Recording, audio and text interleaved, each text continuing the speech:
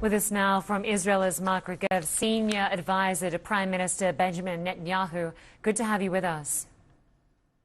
Happy to be with you.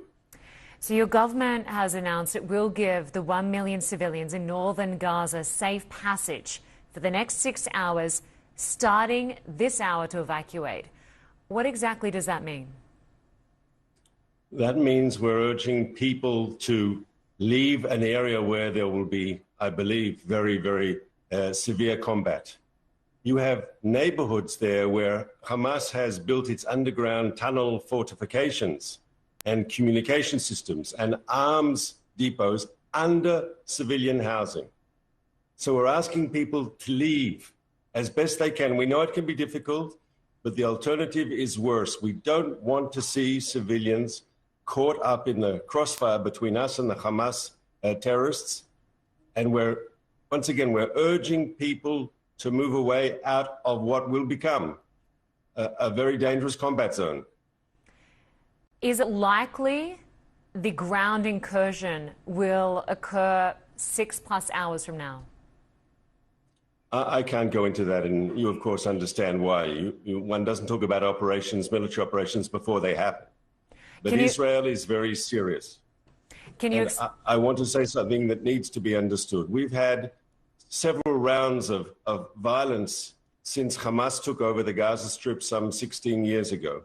This is not another round of violence. This is war. We didn't want it. They declared war on us when they attacked us with the October 7th massacre. We are responding to protect our people. We're responding to eliminate a threat, a very severe threat, and we're urging civilians, please, for your own safety, vacate the combat zone. Is it likely Hamas terrorists will also vacate the combat zone? It's possible some of them will try to escape with the civilians. We know that that's how they operate. They are ruthless. We've also seen reports that they've actually established roadblocks to try to prevent people from leaving the combat zone. That's terrible.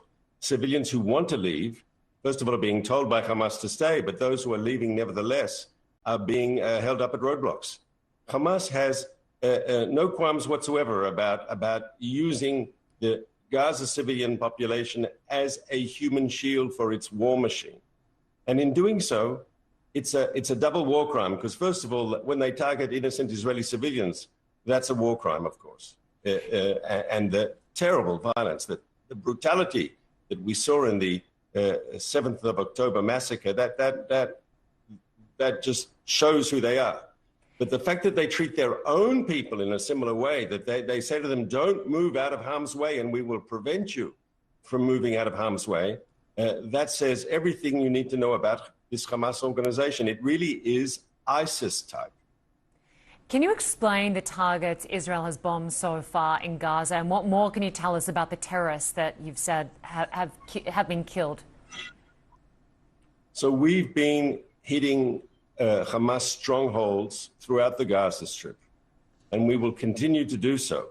We've been hitting arms depots, we've been hitting tunnels, we've been hitting command and control centers. Hamas is going to come out of this, if at all, crushed. And that's our goal. You know, there were theories that maybe because Hamas, as I said a moment ago, they've been in power for 16 years and they're ruling a territory of land with some 2 million inhabitants, and that forces them as the government to be more responsible, to moderate their positions, to worry about their own civilian population. Well, anyone who thought that Hamas maybe was moderating, the October 7th massacre was a wake-up call. And the sort of brutality, the sort of horrific brutality that we saw Hamas demonstrate in the way it murdered innocent civilians and taking scores of people hostage, kidnapping them and taking them to Gaza. Anyone who had any illusions about Hamas, I hope that the events of October 7th were a slap in the face, that they understand exactly the enemy we are dealing with. As you mentioned, Gaza is home to over 2 million people. Almost half children under the age of 18.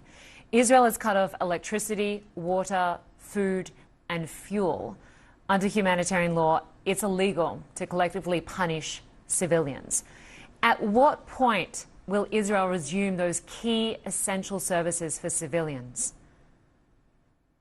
You raised the issue of electricity, and I'll address that first.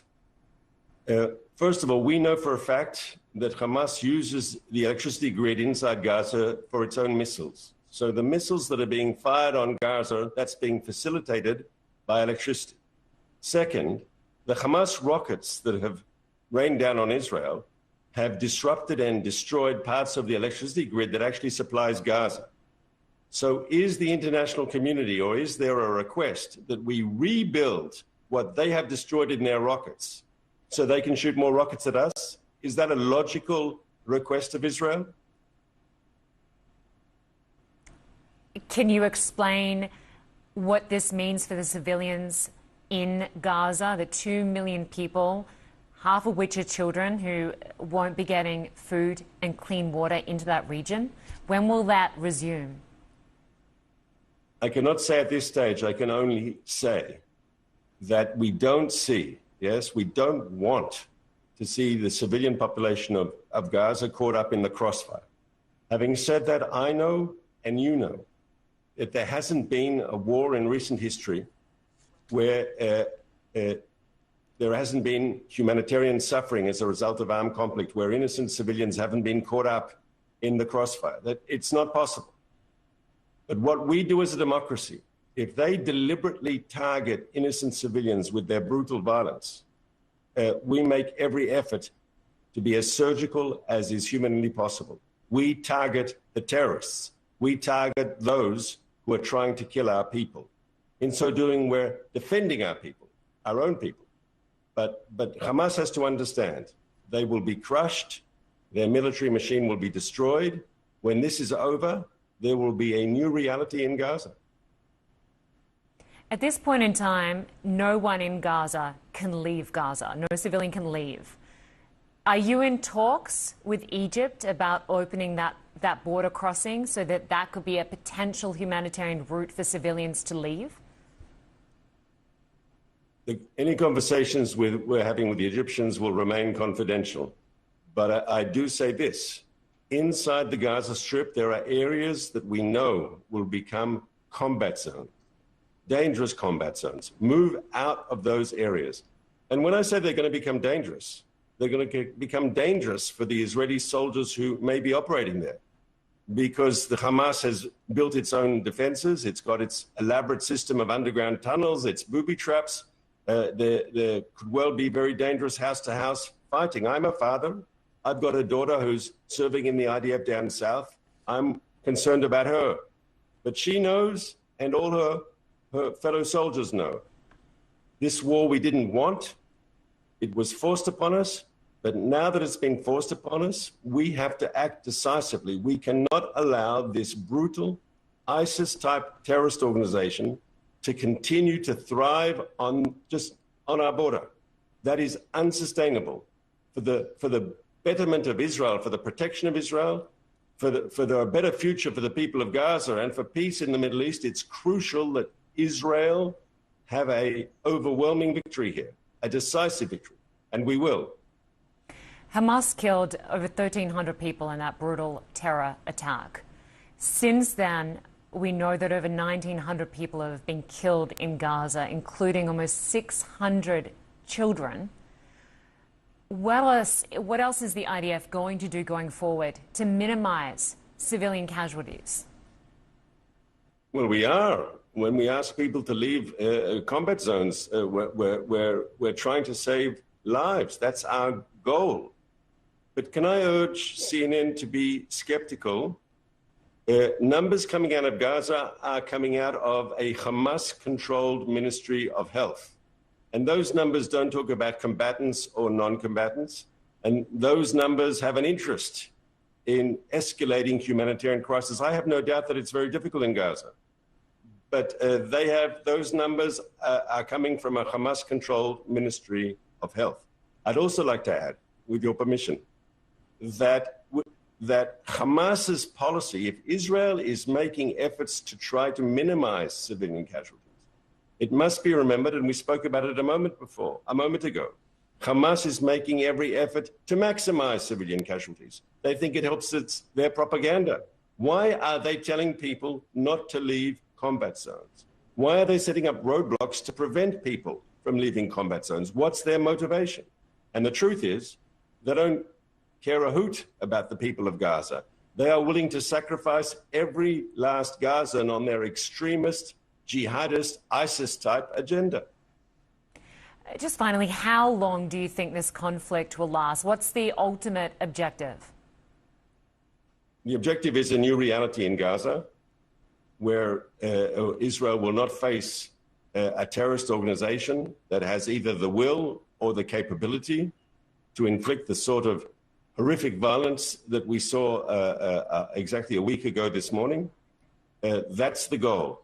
And when that happens, and it will happen, it'll be better for the people of Israel, it'll be better for the people of Gaza, and it'll be better for the Middle East. And if we defeat the extremists, and we will, if they are crushed, and they will be, that hopefully will leave room and space for more moderate elements, and maybe it'll help us move forward in peace with our Arab neighbors. Regev in Israel, we appreciate your time today. Thank you very much. Thank you for having me.